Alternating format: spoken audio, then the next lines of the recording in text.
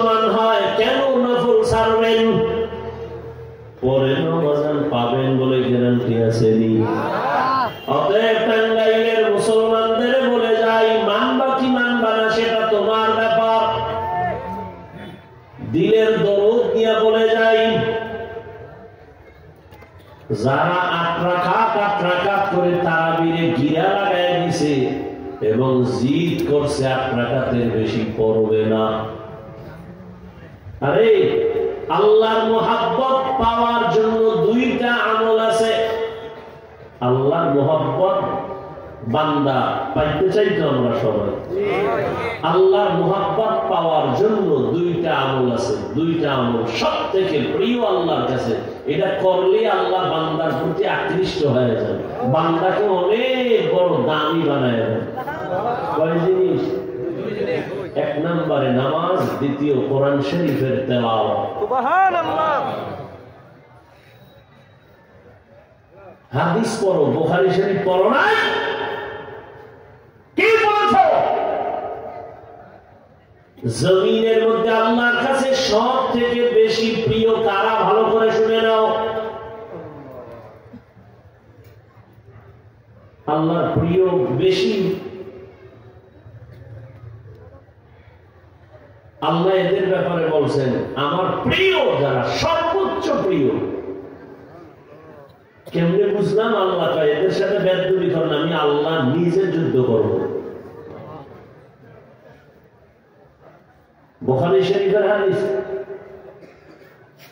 তা আল্লাহ যুদ্ধের ঘোষণা দিয়েছেন, কতটা কঠিন কথা। কাদের ব্যাপারে? যারা ওলিয়া উলিয়ার বিরোধিতা করে। বুখারীর কথা। যারা ওলিয়া উলিয়ার বিরোধিতা করবে, আল্লাহ স্পষ্ট বলেছেন, রাসূল বলে দেন আমি আল্লাহ নিজে রেডি, ওর সাথে যুদ্ধ করব। তাহলে পৃথিবীতে আল্লাহর কাছে সব থেকে প্রিয় ওলি আউলিয়া। ওলি এক বচন, আউলিয়া বহু বচন। আর আপনি বছরে লম্বা কইরা ফতুয়াগিরি করেন, চায়ের দোকানে মাস্তানি করেন, ওলিয়া উলিয়া মানিয়া। আমি সারা বাংলাদেশে ঘোষণা দিয়েছি, যারা বলবে আমরা ওলিয়া উলিয়া মানি না, এরা কোরআন মানে না, বুখারী মানে না, এরা ভণ্ড। এদের যারা ভণ্ড বলে না তারাও ভণ্ড।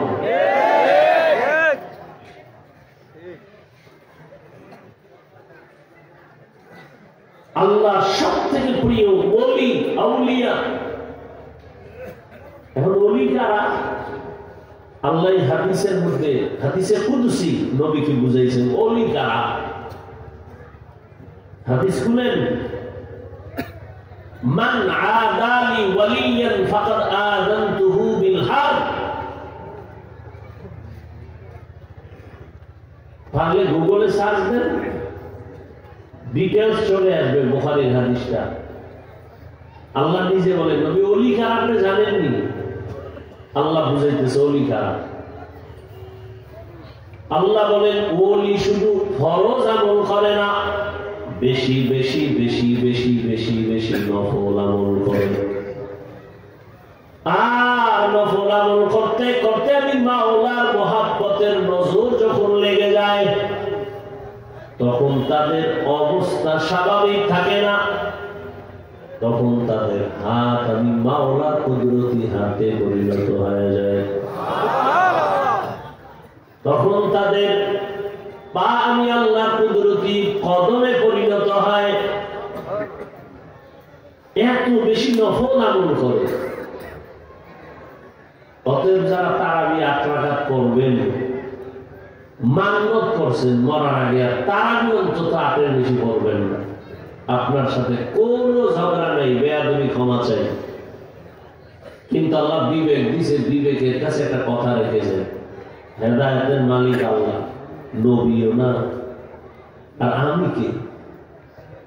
যদি কেউ মনেই করেন যে হ্যাঁ আমি 8-এর বেশি তারাবি করবই না, আপনার কথাটা আমি আধা মিনিটের জন্য সাপোর্ট করে গেলাম, তবে অনুরোধ রেখে গেলাম বিনয়ের সাথে, আপনার কল্যাণে আমার কোনো কল্যাণ নেই। বাকি 12 রাকাত আপনি নফল হিসাবে পড়িয়ে রমজান আর পাবেন কিনা জানা নাই, ছাড়িয়েন নাই, সুযোগ আর হবে কিনা জানা নাই। সুযোগ আল্লাহ দিচ্ছেন, ছাড়িয়েন না। মেনে নিলাম আপনি 8 রাকাত পড়েন, যান, আপনার সাথে আর তর্কের দরকার নেই। বাকি 12 রাকাত আপনি নফল হিসাবে পড়েন, সমস্যা নেই। কেন তর্কে জড়ান? আল্লাহর কাছে কি নিয়ে দাঁড়াবেন? আর সেই 8 রাকাত যদি আপনার অহংকার যুক্ত হইয়া যায়, বাহাদুরি ভাব থাকে, আমি 8 রাকাত পড়েছি, তা তো সওয়াব বরবাদ। সওয়াব কি বরবাদ। এই জন্য অহংকারী না করে আমার অনুরোধ, আমি আপনার ছোট ভাইয়ের মতো যদি মনে করেন, আমি আপনাকে আবদার করে গেলাম আখিরাতের কল্যাণের জন্য। আপনি 8 রাকাত পড়ার পরেও বাকি 12 রাকাত কি হিসাবে পড়বেন? আর দ্বন্দ্ব থাকে বলে, এখন শয়তান আমাদের গুতা দিবে, এই তুই নফল হিসাবে পড়লে কি হইব? মানুষে কিন্তু কইবে এই 8 রাকাত আল্লাহ 20 হয়ে গেছে। তখন তোর লজ্জা থাকবে খুব। বাস এক শয়তানে ধাক্কা দিয়ে কপাল পুড়ে বলে, মানে ইবাদত করেছে মানুষের জন্য, আল্লাহর জন্য তো কেউ করে না। যাকাত দিবে মানুষের দেখাইয়া, সদকায়ে ফিতর দিবে দেখাইয়া, দান করে দেখাইয়া, নাম না কইলে মেজাজ গরম হয়ে যায়। তা আল্লাহর জন্য আছে, সব মানুষকে দেখাবো। এই জন্য জান্নাত পাওয়া বড় কঠিন। কে বলেছে সহজ? অনেক কঠিন। সহজ হলে জান্নাতের টিকিট হাতে পাইয়া আবু বকর সারা জীবন কাঁদলেন কেন? জবাব দাও। ওমরে ফারুক কান্না করলেন কেন? জান্নাতের টিকিট হাতে পাইয়া। ওসমান রাদিয়াল্লাহু তাআলা কাঁদলেন কেন সারা জীবন? হযরত আলী কাঁদলেন কেন? সমস্ত নবীরা কাঁদলেন, সাহাবায়ে কেরাম কান্না করলেন, সমস্ত ওলিরা কান্না করলেন। এমন একজন আল্লাহর প্রিয় বান্দা কবরে যান নাই কান্না ছাড়া। দুনিয়াতে মানুষ বানাইয়াই তো শুরু কান্না।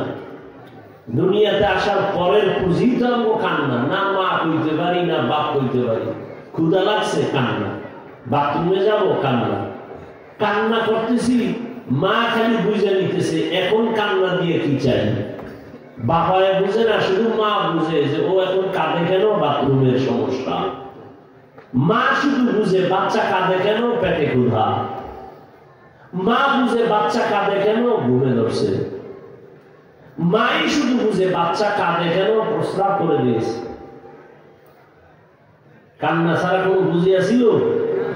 সেই কান্না ধরে রাখো।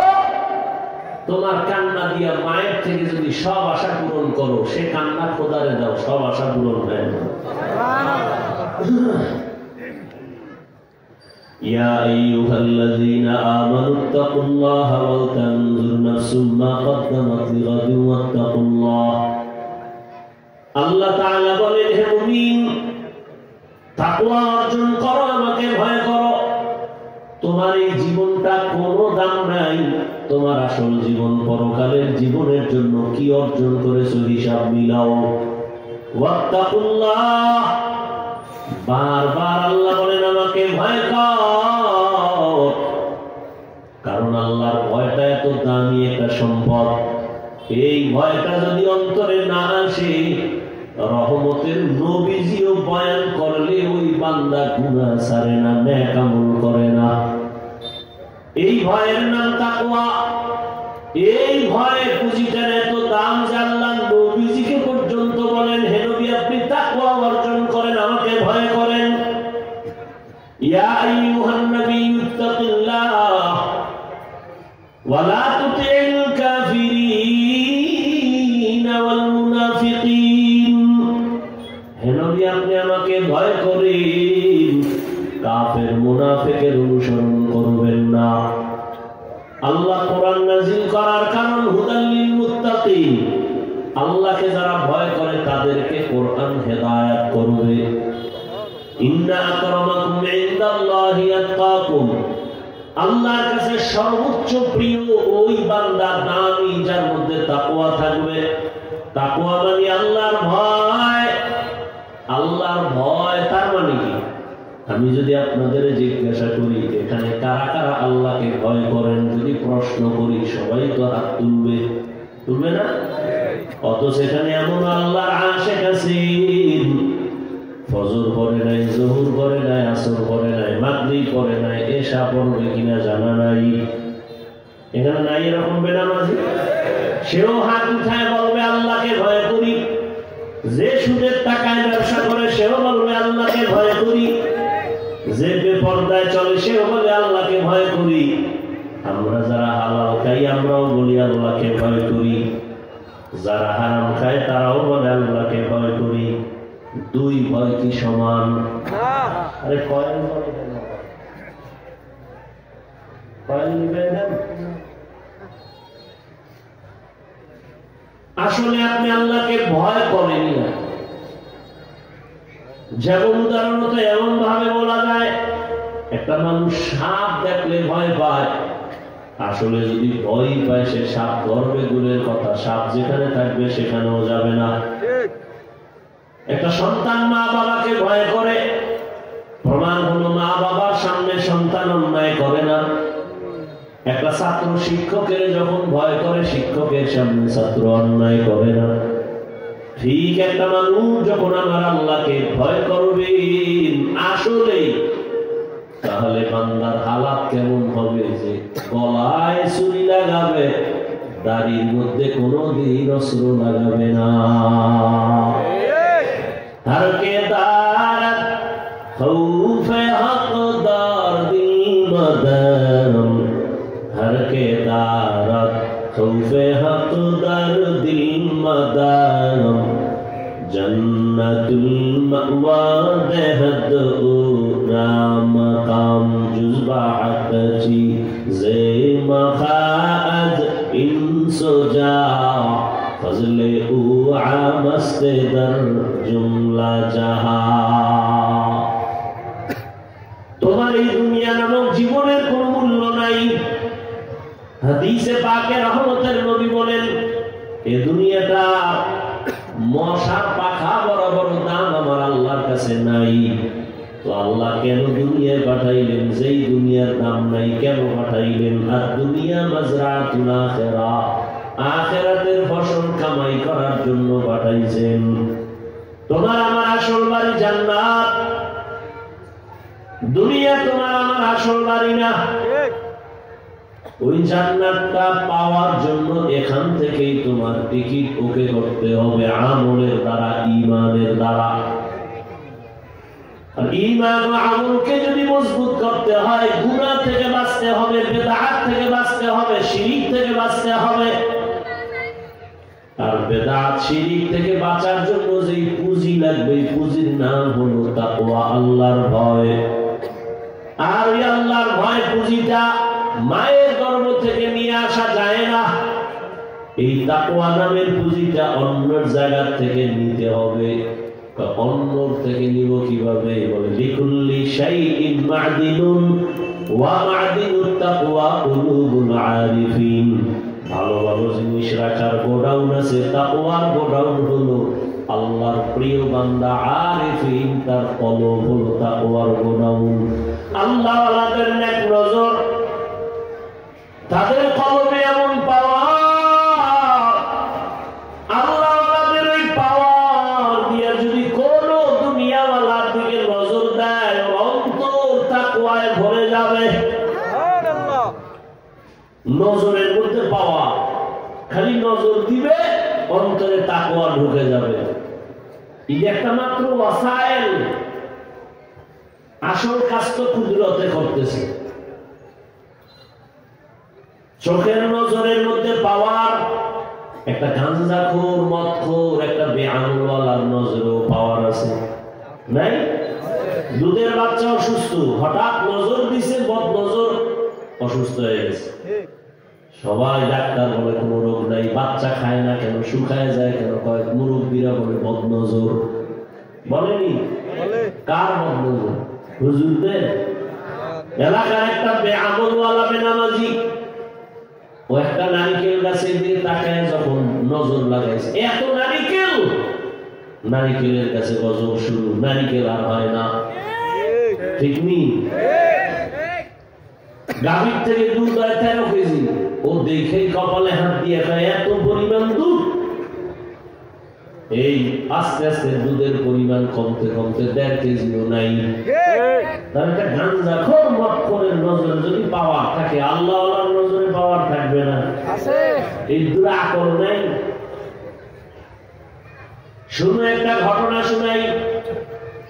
পৃথিবীর একজন চিকিৎসা বিজ্ঞানী, নাম হলো আবু আলী সিনা। সমস্ত শিক্ষিত বাবারা এই নামটা জানার কথা, চিকিৎসা বিজ্ঞানী আবু আলী সিনা। তিনি একদিন যাত্রা করতেছেন, কোথাও হঠাৎ বিরতি করলেন, এক জায়গায় ঢুকলেন। একটা ছোট ঘরের মধ্যে ঢুকে দেখে এক পাগড়িওয়ালা বসা বুজুর্গ, নিচে একটা বান্দা শুয়ে আছে অসুস্থ। ওই পাগড়িওয়ালা হুজুরে তেল পানি দিয়ে তারে ঝাড়ফুঁক দেয়, তেল পানি পরার মালিশ করে, মেসেজ করে, আর তারে ঝাড়ফুঁক দেয়। হুজুরে ফুয়ারিয়া এর সুস্থ করবে। দেখতেছে পৃথিবীর একজন চিকিৎসা বিজ্ঞানী যে ডজন ডজন ডাক্তার জন্ম দেয়, এ দেখে খালি ফুয়ায়, তুই ফুতে কি হইব? মাথা গরম হয়ে গেছে। তাই টুপিওয়ালা, তুমি এগুলো কি করো? এই ঝাড়ফুঁক দিলে কি হবে? মারাত্মক অসুস্থ রোগী, তুমি ঝাড়ফুঁক দিলে কি হবে? তেল পরায় পানি পরায় কি হবে? হুজুর যেমন তেমন বাজার দরের হুজুর না, বড় আল্লাহর প্রিয় বান্দা। চুপ করে শুনতেছে, কিছু বলে না। আল্লাহ আল্লাহরা বলে না যেটা বলে কলিজা ছিদ্র হয় না। কিছুক্ষণ পর বলে, ভাইজান আপনি এত গরম কেন? আপনি যে ঝাড়ফুঁক দেন কি হবে? তেল পরা পানি পরায় কি হবে? হুজুর এমন একটা জবাব দিয়ে বললেন, তুমি গাধা, বুঝবা না। এত বড় একজন চিকিৎসা বিজ্ঞানীরে গাধা যখন কইছে, মাথা আরো গরম হয়ে গেছে। হুজুর কইয়া চুবার কথা নাই, হে আবার তেল পরা পানি পরার মালিশ করতেছে, ঝাড়ফুঁক দিতেছে, উনি তো আরো গরম, গালাগালি। বেপরোয়ার মতো কথা বললা কেন? হুজুর কিছু বলে না। দীর্ঘ টাইম পরে আবার নজর করে বলে, ভাই জানে তো গরম কেন? বলে, গরম মানে তুমি বলছো কি? বলছি আমি কি আপনার গায়ে হাত দিছি? কয় না, টাচ করছি, করি নাই। তাহলে আপনি গরম হইলেন কেন? আমি কি ফুল দিছি? না তো, গরম কেন? তুমি আমার এক কথা বলছো একটা মারাত্মক, বলে আরে আমি তো আমার মুখে বলছি, তোমার কি? আমি আমার জবানে কথা বলছি, তোমার গরম হওয়ার কি আছে? জানো না রে মোল্লা, তোমার জবানের কথা আমার কলিজা ছিদ্র হয়ে গেছে। কানে দইরা তওবা কর আর অন্তরে বুঝা, আমার এই জবানের একটা কথা যদি তোর কলিজা ছিদ্র করে দেয়, আমার জবানে কোরআন তেলাওয়াতে ঝাড়ফুঁক দিলে কেন অ্যাকশন হবে না? আউলিয়ারা কারে উকবা ইখতিয়ার, জাহেলারা কারে দুনিয়া ইখতিয়ার। মাইনে মোমেন সোয়ে মোমেন মিশাওয়া, মাইলে কাফের সোয়ে কাফের মিশাওয়া। আল্লাহ ওয়ালাদের নেক নজর ছাড়া কলবে তাকওয়া আসবে না। এই যে আপনারা এখানে পড়ছেন, নগদ একটা প্রমাণ আমি আপনাদের দিই, নগদ, মিথ্যা কথা কেউ বলবেন না, খবরদার। এখানে যারা পড়ছেন, নামাজ টামাজ যাই পড়েন না, আল্লাহকে সাক্ষী রেখে বলেন, এই যে বয়ান চলতেছে, বয়ান আল্লাহকে সাক্ষী রেখে একটু বলেন, আমার এই কথাগুলো উলামায়ে কেরামের যে বয়ান শুনতেছেন, আপনার অন্তরে হালকা হলো কি ধাক্কা লাগে নাই? মিছা কথা বলেন না। 1 ঘন্টার বয়ানে যদি আপনার অন্তরে ধাক্কা লাগে, আপনার বিবেকের মধ্যে যদি নাড়া দেয়, তাহলে আপনি যদি আলেম আল্লাহ ওয়ালার নজরে যদি বছরকে বছর কাটাইয়া দেন, এরকম ধাক্কা লাগতে লাগতে লাগতে লাগতে আপনার কলব এমন পবিত্র হবে যে জান্নাতের ছবি দেখা কবরে যাবে। সহজ কথা কেন বুঝেন না?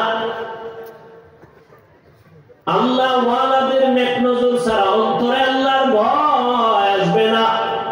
দেখেন না, মানুষ বিড়ি টানে টানে টানে টানে হঠাৎ ইমাম সাহেব দেখে গুটায় ফেলেছে। এত মানুষের সামনে বিড়ি টানছে, ইমাম ইমামকে দেখলে গুটায় কেন? ইমামের মধ্যে তাকওয়া আছে, ওই ভয়টা তার মধ্যে একটু বাতাস লাগে, ভয়। আরে হুজুরের সামনে করা যাবে না, কারণ হুজুর তো আল্লাহর প্রিয় মানুষ। এজন্য আল্লাহর প্রিয় বান্দা উলামা আহলে হক এদের নেক নজরেদের সোহবতে বড় দাম। এনিয়া কেমনে বুঝাবো, সময় কম। জমিনের মধ্যে কুকুর আছে না নাই? কে বানাইছে? আল্লাহ। কিন্তু সব কুকুর সমান না। আসহাবে কাহাফের সাথে যে কুকুরের সম্পর্ক, ওই কুকুর আল্লাহর জান্নাতে যাবে। সুবহানাল্লাহ। জমিনের মধ্যে গরু আছে, গরু সব গরুকে বানাইছেন, কিন্তু একটা গরু দামি না। তবে মুসা নবীর সাথে যে গাভীর সম্পর্ক, এই গাভী জান্নাতে যাবে। বুঝেন বুঝেন না? আকল খাইছেন সব, আকল নষ্ট। পিপিলিকা আছে না নাই? কে বানাইছেন? কোন পিপিলিকার মূল্য নাই। সুলাইমান নবীর সাথে যে পিপিলিকার সম্পর্ক, জান্নাতে যাবে। কি মনে হয় বানায় কইতেছি? আচ্ছা, কুকুরের জান্নাতে কোনো কাম আছে? বলেন, ও জান্নাতে যাবে কেন? পিপিলিকার কোনো কাম আছে? রসুলের হাদিস, ও জান্নাতে যাবে কেন? গরুর কোনো কাম নাই, ও জান্নাতে যাবে কেন? ওর কোনো আযাবও হবে না, ওর কোনো কিছুই নেই, তো জান্নাতে যাবে কেন? কুকুর জান্নাতে যাবে কেন? পিপিলিকা যাবে কেন? নদীর মধ্যে মাছ আল্লাহর বানানো মাখলুক। আমগো দেশের জাতীয় মাছের নাম কি? আল্লাহর কাছে একটু দাম নাই। আল্লাহর কাছে ওই মাছের দাম যেই মাছটা ইউনূস নবীর পেটে রাখছে। নবী বলেন ওই মাছ জান্নাতে যাবে। মাছ জান্নাতে যাবে, ওর কোনো কাম আছে? দুনিয়ার ওই বেআকল নষ্ট আকলওয়ালা দিকে আল্লাহ বুঝায়, আই নিমক হারাম। একটা পিপিলিকা জান্নাতে যাবে কেন? বুঝো একজন নবীজির সাথে সম্পর্কের দাম কত, এটা বুঝাবার জন্য। একটা গরু জান্নাতে যাবে কেন? নবীর সাথে সম্পর্ক হলে কি লাভ, এটা বুঝাবার জন্য। দুনিয়ার নিমক হারামের গোষ্ঠীকে আল্লাহ বুঝায়, বল যে আমার প্রিয় বান্দার সম্পর্কে থাকলে আমি তাকেও প্রিয় বানাই। সিটার কোনো দাম নাই, ধানের সাথে লাগছে, দাম বেড়ে গেছে। আকাশে কত পাখি উড়ে, কোনো দাম নাই। সুলাইমান নবীর সাথে সম্পর্কের হুদহুদ পাখিটা জান্নাতে যাবে। এইভাবে একটা একটা বুঝাইলে সারা রাত চলে যাবে। ও বান্দা, তুমি জান্নাতে যাবা কিনা জানা নাই, তবে হ্যাঁ স্পষ্ট হাদিসে আছে, একজন আলেম ওর সাথে যদি সম্পর্ক থাকে, আল্লাহ কিয়ামতে বলবে, যা আমি তোকেও জান্নাত দিয়ে দিলাম। কিয়ামতের দিন এমন কঠিন, এত কঠিন হবে, একজন আশিক আল্লাহর বান্দা দাঁড়াবে, আমল ওজন দিবে, দেখবে সব নেক আমল, কিন্তু ওজনের পাল্লায় গিয়ে এক নেকের টান ফিরে গেছে। আল্লাহ বলবে, যা দেখ, এই ময়দানে তোর মা বাবা ভাই বোন ছেলে মেয়ে আছে, ঘুরে ঘুরে একটা নেক লইয়া আয়, একটা নেক নিয়ে আয়, আমি তোরে জান্নাতে দিব। ওই আল্লাহর বান্দা জাহান্নামের ভয়ে হাসরের মাঠে ঘুরবে, আর ছেলেরে খুঁজবে, মেয়েরে খুঁজবে। ছেলের পায়ে বলবে, বাবা আমি তোর বাবা, তুই আমার সন্তান, আমার একটা নেক হলে জান্নাতে যাব, আমার একটা নেক দিবি। সন্তান বলবে, আমার বাবা ছিল ঠিকই, তবে তুমি আমার বাবা, আমি বিশ্বাস করি না, যাও। বিবি বলবে, আমি চিনি না স্বামীকে। মা বলবে, সন্তান তুই আমার না, আমি চিনি না, চলে যা। বান্দা পাগলের মতো হয়ে যাবে, ঘুরতে ঘুরতে একটা নেক পাইনি, তুমি জান্নাত। হঠাৎ করে একজন মুরব্বী, বৃদ্ধ বয়সের একটা লোক ডাকবে, এই বুড়া, তুমি চিল্লাইয়া চিল্লাইয়া কাঁদো আর দৌড়াও কেন? ভাই তোমারে বললে লাভ কি? বলে, আমার আমল নামা ওজন দিছে, একটা নেকের অভাব। আল্লাহ পাঠাইছে একটা নেক নেওয়ার জন্য, ছেলে দেয় না, মেয়ে দেয় না, কেউ দেয় না। ওই মুরব্বী কাঁদে আর কাঁদে, ভাই এমন গুনাহ আর কিছুই নেই, তবে একটা নেক আমার আছে, মাত্র একটা নেক। চিন্তা করে দেখলাম এই একটা নেক দিয়ে আমার কোনো লাভ হবে না, জান্নাত পাবো না। অতএব আমি যেহেতু জাহান্নামে যাবই, তবে একটা নেক রাইখা লাভ কি? অন্তত তোমারে দিয়ে দেই, তুমি মাওলার জান্নাতে যাও। আমি জাহান্নামে যাই, তবে তুমি যাও জান্নাতে, আমার একটা নেক নিয়ে যাও। ওই আল্লাহর আশিক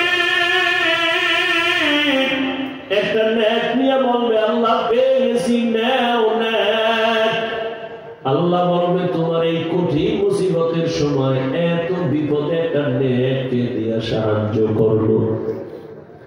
বলবে অমুক জায়গায় এক বান্দা, বলে তারে হাজির করো। ওই জাহান্নামীটারে আল্লাহ হাজির করবে, এই তুই এর নেক দিছ?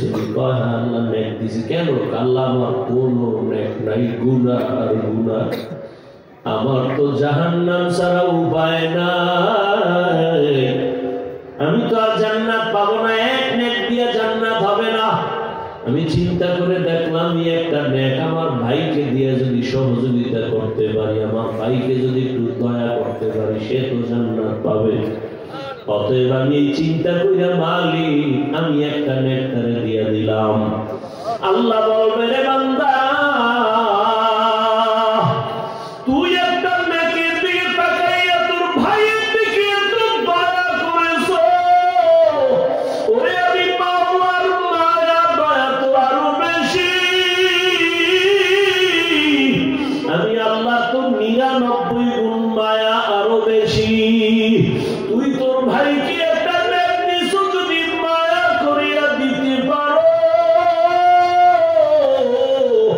আমি আল্লাহ আমার মায়ার নজরে তোকেও জান্নাত দিয়া দিলাম। আমিও দয়া করে তোরে জান্নাত দিয়া দিলাম, যা তোর জাহান্নামে যাওয়া লাগবে না। এই নবী উম্মত একটা নেকের টান পড়লে কি হালাত হবে হাসরের ময়দানে।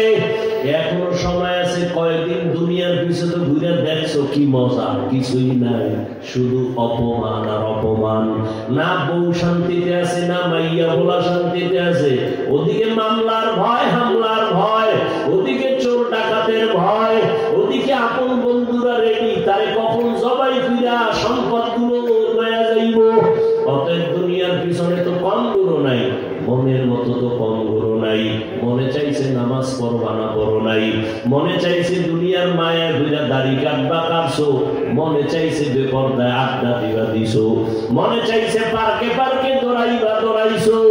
এখন তওবা করি আমার মালিকের কাছে ফিরিয়া যাও, আর গুনাহ করিও না রে বাবা। ও যুবক বাবারা, বৃদ্ধ বাবাজিরা, পর্দার আড়ালের মা বোনেরা, ও যুবক, তোমার মতো যুবক স্কুল কলেজে পড়ে, চাকরি করে, ব্যবসা করে, নামাজি দাড়িওয়ালা নাই, তুমি কেন পারবা না রে বাবা? আমি তোমাকে কিন্তু বলি না তুমি টুপি পরো, পাগড়ি পরো, তাবলীগে যাও, পীরের কাছে যাও, কওমি মাদ্রাসায় যাও, একবারও বলি নাই। বরং আমি বলবো স্কুলে কলেজে পড়ো, চাকরি করো, ব্যবসা করো, ধন্যবাদ। তবে তুমি মা বাবার দোয়া নিয়ে চলিও। মা বাবার বরদোয়া নিও না, শিক্ষকের বরদোয়া নিও না, উলামায়ে কেরামের বরদোয়া নিও না। নবীর আদর্শ মানিয়া নামাজ পড়ো, আর নবীর তরিকায় চলো, মা বাবার দোয়া নিয়ে চলো। তোমার মতো কত জেনারেল লাইনে পড়ুয়া বান্দা জীবনে মাদ্রাসায় পড়ে নাই, কিন্তু রাস্তাঘাটে চলে, চাকরি করে, ব্যবসা করে, নামাজ ছাড়ে না। তুমি কেন পারবা না? তোমার মতো কত বান্দা রাস্তায় গাড়ি চালায়, নামাজি, তুমি কেন পারবা না? তোমার মতো কত বান্দা ব্যবসা করে, চাকরি করে, দোকানদারি করে, নামাজ পড়ে, তুমি কেন পারো না? ও আল্লাহর বান্দারা, তোমার মতো কত আসে দাড়িওয়ালা নামাজি, র্যাব, আর্মি, পুলিশ, মিডিয়ারের চাকরি করে, ডাক্তার, প্রফেসর, ইঞ্জিনিয়ার, তুমি কেন পারবা না? এখনো সময় আছে, তওবা করো। পর্দার আড়ালের মা, আপনার মতো কত মা এখনো আছে, পর্দা করে, নামাজ পড়ে, স্বামীর মাল হেফাজত করে, খেয়ালত করে না, মোবাইলে সময় নষ্ট করে না। এরে আম্মা জানেরা, আপনারা কেন পারেন না? কয়দিন আর দুনিয়ার বাহাদুরি করবেন? সন্তানটাকে আদর্শ ডাক্তার বানায় যান, আদর্শমান ইঞ্জিনিয়ার বানায় যান। কোরআন পড়িয়ে আপনার জন্য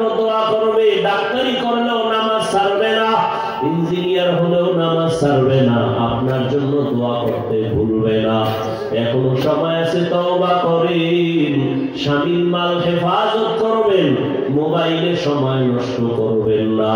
আল্লাহর কাছে যদি খাঁটি অন্তরে তওবা করতে পারেন, আমার আল্লাহ জীবনের গুনাহ মুহূর্তে মাফ করে দিবেন। ও পর্দার আড়ালের মা বোনেরা, আল্লাহর কাছে এখনো তওবা করে নেন। আর বেপরদায় চলবেন না, নামাজ ছাড়বেন না, স্বামীর মাল নষ্ট করবেন না, মোবাইলে সময় বাজে সময় কাটাবেন না। ও যুবক বাবারা, তওবা করে নেও। আর নামাজ ছাড়বা না, বেপরদায় চলবা না, মা বাবার সাথে বেয়াদবি, শিক্ষকের সাথে বেয়াদবি করবা না। নবীর আদর্শ মানিয়া, উলামায়ে কেরামের পরামর্শ নিয়ে চলবা। আল্লাহর কাছে খাঁটিভাবে যদি তওবা করে নেও, আমার আল্লাহ তোমাকে দয়া করে মাফ করে দিবেন। আল্লাহ খাঁটি গোলাম নবীর খাঁটি উম্মত হওয়ার মতো তৌফিক সবাইকে দান করেন, আমিন। আলহামদুলিল্লাহি রাব্বিল আলামিন, والصلاة والسلام على سيد الأنبياء والمرسلين وعلى آله وأصحابه أجمعين يا أرحم الراحمين يا أرحم الراحمين يا أرحم الراحمين رب ارحمهما كما ربياني صغيرا.